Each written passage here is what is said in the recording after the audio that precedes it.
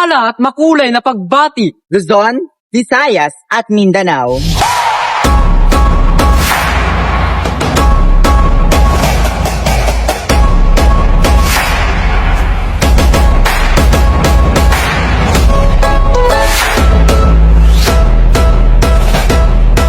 Bawat watawat na iwinawagayway, bawat pag-awit ng lupang hinira, at bawat pambansang sagisag ay may kwentong nakaukit, sumasalamin sa kasaysayan at pagkakakilanlan bilang Pilipino.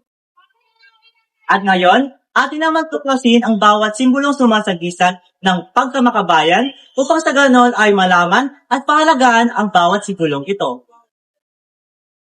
Ang ating national symbol ay sumasalamin sa ating kasaysayan, kalayaan, pagkakakilanlan at pagkakaisa bilang mga Pilipino. Ang paggalang sa mga ito ay hindi lamang responsibilidad kundi isang paraan ng pagpapakita ng pagmamahal sa ating bansa. At alam mo ba, may batas na nagsasaad ng tamang paggamit at pagpapakita ng paggalang sa ating mga simbolo?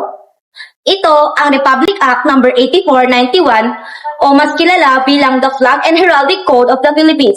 Ano nga ba ang mga layunin nito? Ang watawat ng Pilipinas ay sumisimbolo ng pakikibaka at pinakamahalagang prinsipyo bilang isang lahat. Sa bawat kulay at hugis na nakaukit sa watawat ay binibigyan ito ng malalim na hulugan. Mula sa tatlong bituing nagniningning at ang araw na kumikislap at ang tatlong kulay ng asul, pula at puti. Sa puntong ito, ating tatalakayin ang bawat kahulugan na sumasailalim sa bawat simbolo.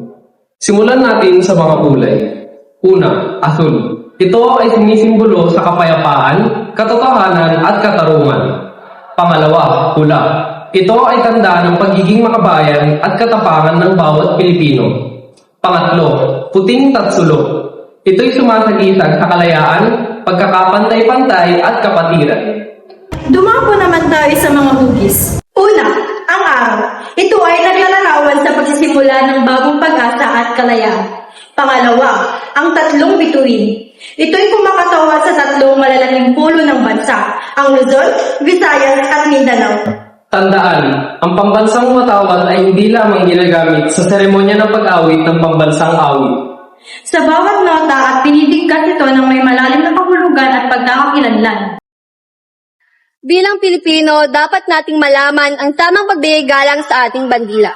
Narito mga simpleng paalala na dapat nating tandaan sa araw-araw. Laging itaas ang watawat ng may buong paggalang at huwag itong gawing parang kung ano lang. Huwag na huwag mong hayaang sumayad o bumagsak ang bandila sa lupa. Maigpit na ipinagbabawal na gawin itong damit, kurtina, o takip sa lamesa, o kung anong dekorasyon sa kahit saan. Habang umaawit ng pambansang awit, siguraduhin nakatayo ng matuwid, nakaharap sa watawat, at iwasang makipagkwentuhan o abala sa paggamit ng gadgets.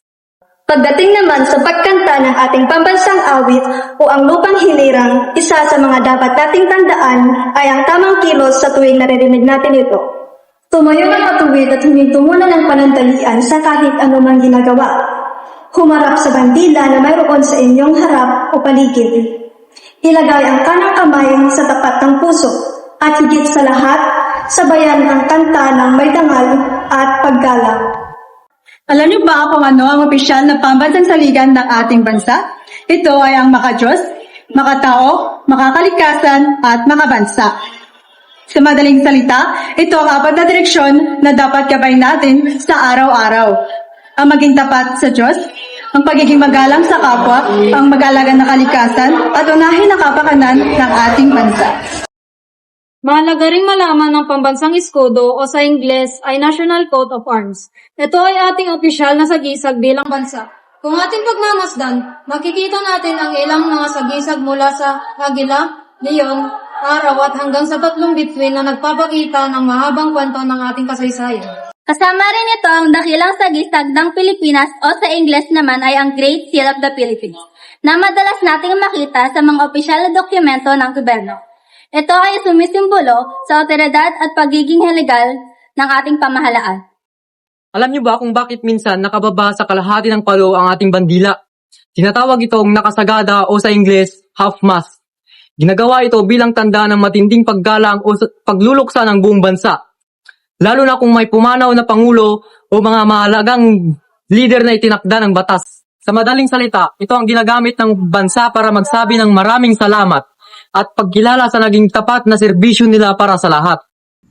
Bilang mga Pilipino, naway maunawaan natin na ang bawat pambansang simbolo at pambansang sagisag ay hindi lamang nakasaad sa aklat. Bagkus, ito'y isang kwento ng ating kalayaan, ng dugot pawis ng mga ninuno at mga bayani para sa bansang Pilipinas. Lagi natin tatandaan, hindi natin kailangan gumawa ng ingay o maging bayani para makapagpakita ng pagkamakabayan, sapagkat ito nagsisimula sa maliit at simpleng disiplina sa araw-araw. Sa madaling salita, sa simpleng pagtayo ng maayos tuwing seremonya ng pagtaas ng watawat, pag-aalaga ng bandila at pag-awit ng lupang hinirang ng may puso. Dito natin mapapakita ang pagmamahal natin sa bansang Pilipinas. Sa huli, tayo'y mamamahagpag at taas noong iwawagayway ang pambansang watawat at magsasabing, Ako ay Pilipino.